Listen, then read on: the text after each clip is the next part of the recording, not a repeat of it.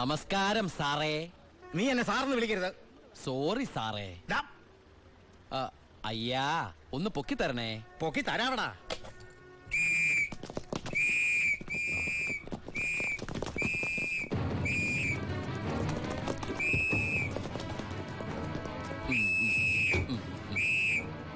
എല്ലാരും ആയില്ലേ? ഈ 3 ലോഡും പ്ലാച്ചുമടക്കുള്ള കുടിവെള്ളമായിരിക്കും. ഏടാ അല്ല, സ്പിരിറ്റാ. സ്പിരിറ്റോ? ആ, കേറി പരിശോധിക്കണോ?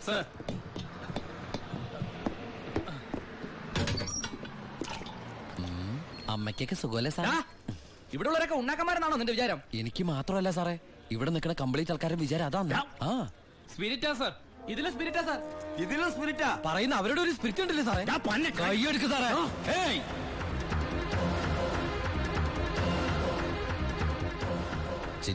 ചിന്നാടന്റെ ലോറിയിൽ സ്പിരിറ്റ് കടത്തുന്നതിന് എന്റെ മെക്കട്ടങ്ങനെ കേറിയണ്ടല്ലോ.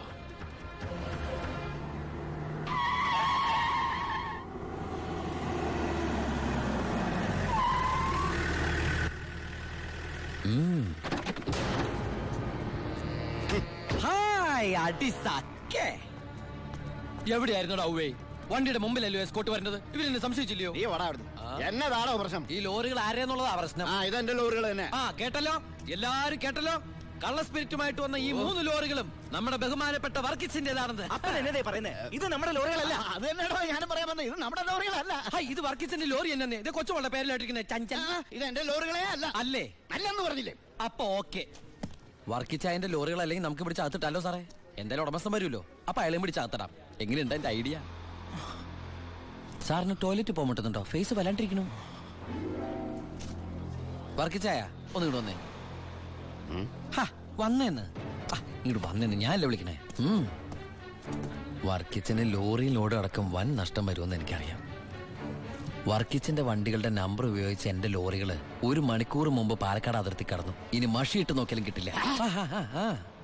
എന്തിനാ വർക്കിച്ചൻ എന്റെ റൺവേ കയറി കളിച്ചത്? അതുകൊണ്ടല്ലേ ഞാൻ കയറ്റി കളിച്ചത്.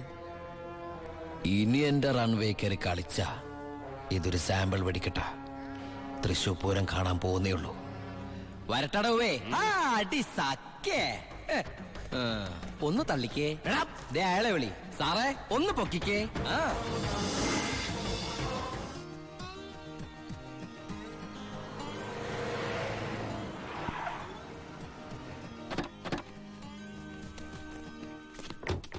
என்ன சத்தியமூர்த்தி இந்த மாதிரி பேசுறேன்?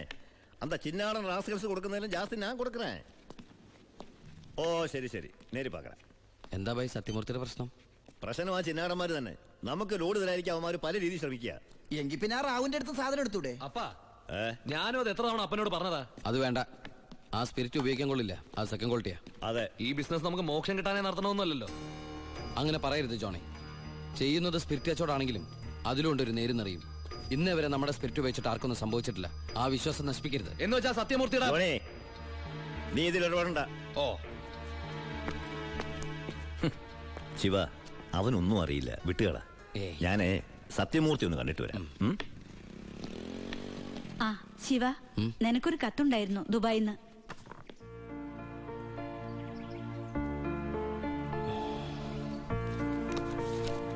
എന്താടാ? വീട്ടിന്ന് ഗോപിയുടെ അച്ഛൻ മരിച്ചു. എപ്പോ? മരിച്ചിട്ട് കുറച്ചു ദിവസമായി. നമുക്കൊന്ന് പോണ്ടേ? എവിടേക്ക്? നമ്മളിപ്പോ ദുബായിലല്ലേ. ഓ, അപ്പൊ ഗോപിക പാവം വീടൊഴിഞ്ഞു പോവാത്രേ.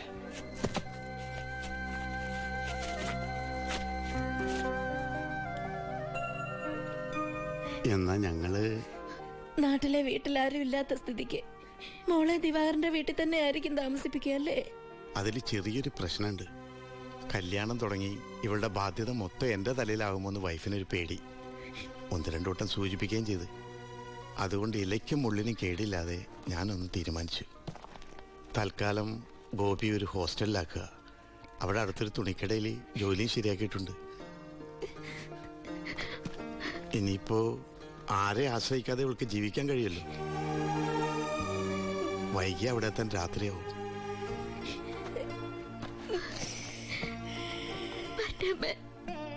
എന്റെ മോളെ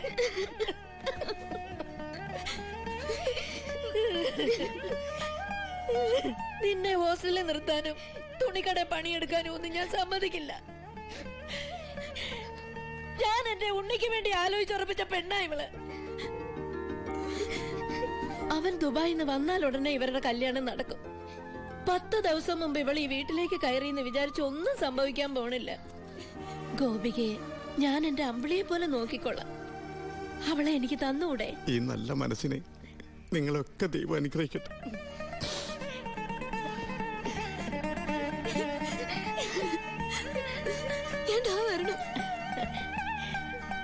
വാ മോളെ.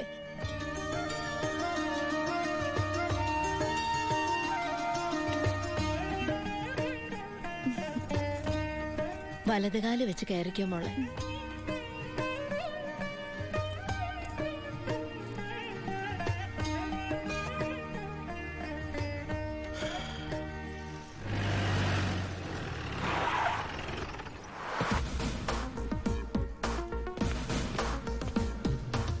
ഫസ്റ്റ് പോസ്റ്റിംഗ് അല്ലേ? അതെ സർ. ഷൈൻ ചെയ്യണ്ടെന്നൊന്നും ഞാൻ പറയില്ല. പക്ഷെ ഈ ഭൂലോകം ഒറ്റയടിക്ക് നന്നാക്കി കളയാമെന്നുള്ള വ്യാമോഹമൊന്നും വേണ്ട തനിക്ക്. മനസ്സിലായോ? എടോ, ഈ വാളയാർ ചെക്ക് പോസ്റ്റ് പോലീസിന് വലിയ റോളൊന്നുമില്ല. എന്തെങ്കിലും ആവശ്യം വരുമ്പോ ഞാൻ വിളിച്ച് അറിയിച്ചോളാം തന്നെ. അതങ്ങ് ചെയ്തോണ്ടാ മതി. ഡീസന്റ് സ്ഥലമാടോ വാളയാർ. സാറ് പറയും പോലെ വാളയാർ അത്ര ഡീസന്റ് സ്ഥലമായിരുന്നെങ്കിൽ ആ ചെക്ക് പോസ്റ്റ് വഴി കേരളത്തിലേക്ക് സ്പിരിറ്റ് ഒഴുക്ക് ഉണ്ടാകുമായിരുന്നില്ലല്ലോ സർ. വല്ലവരും പറയുന്ന കേട്ടതല്ലാണ്ട് തനിക്ക് എന്തറിയാടോ വാളയാറിനെ പറ്റി? പാലക്കാട് ഡിസ്ട്രിക്റ്റിലെ തമിഴ്നാട് ബോർഡർ, ആ. കേരളത്തിലെ പ്രധാന ചെക്ക് പോസ്റ്റ്, സങ്കര ഭാഷ, വിസ്തീർണം 62.84 സ്ക്വയർ കിലോമീറ്റേഴ്സ്, ജനസംഖ്യ 16,000, police station strength 47 constables, 10 head constables, 2 ASI, 1 SI. ഈ വർഷം ചാർജ് ചെയ്യപ്പെട്ടത് 14 ക്രിമിനൽ കേസുകൾ, 250 പെറ്റി കേസുകൾ. ഇതല്ലേ സർ വാളയാർ? ചെക്ക് പോസ്റ്റിൽ പോലീസിന് വലിയ പണിയൊന്നുമില്ല, വേണ്ട. പക്ഷെ ചെക്ക് പോസ്റ്റ് കടന്ന് നമ്മുടെ അതിർത്തിയിലൂടെ വരുന്ന വണ്ടികളിൽ വല്ല കള്ളക്കടത്തും കണ്ടെത്തിയാൽ ഒരു SIയുടെ അധികാര പരിധി വെച്ച് എനിക്ക് കേസ് എടുക്കാമല്ലോ sir. Yes. Thank you sir.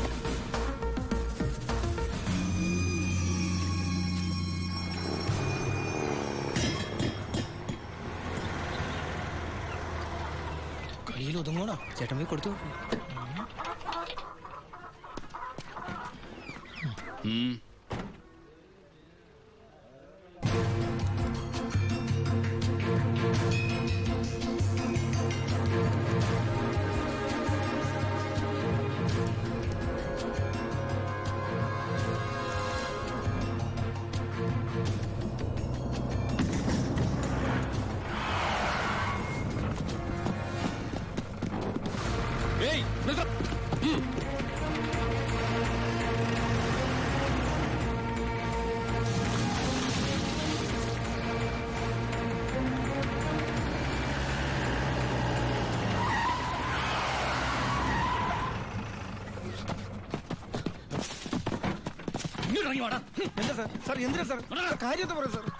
പോലീസിനെ കിടന്ന് വഴിമാറിപ്പോയത് സാർ, ഈ സാർ കൈമടക്ക് ചോദിക്കുമെന്ന് പേടിച്ചാ. എന്താണ് വണ്ടിയില്? കോഴിയാ സാർ, നല്ല വയറ്റിലൊന്നും കോഴി. ആ കോഴിയൊക്കെ വലിച്ച് പുറത്തേക്ക് ചെക്ക് ചെയ്യണോ? സാർ അവരോട് പോയി കയറി സാർ. സാർ അതിനകത്ത് ഒന്നുമില്ല സാർ, ഞാൻ പറഞ്ഞത് വിശ്വസിക്കും സാർ. അതിനകത്ത് ഒന്നുമില്ല സാർ.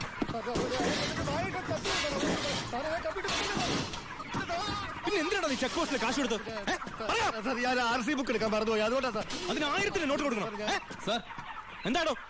എല്ലാം ചെക്ക് ചെയ്തു. ഇതിൽ കോഴി അല്ലാതെ വേറെ ഒന്നുമില്ല സാർ. നിന്നെയൊക്കെ തെളിവ് സത് എന്തെങ്കിലും എന്റെ കിട്ടും.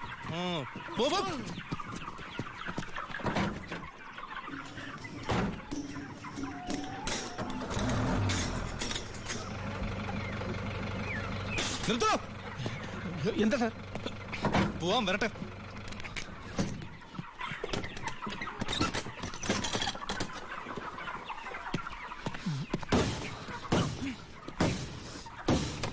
പിടിക്കണവനെ. സാർ എനിക്കൊന്നും അറിയില്ല, സത്യമായിട്ട് എനിക്കൊന്നും അറിയില്ല സാർ. എനിക്കറിയില്ല സാർ.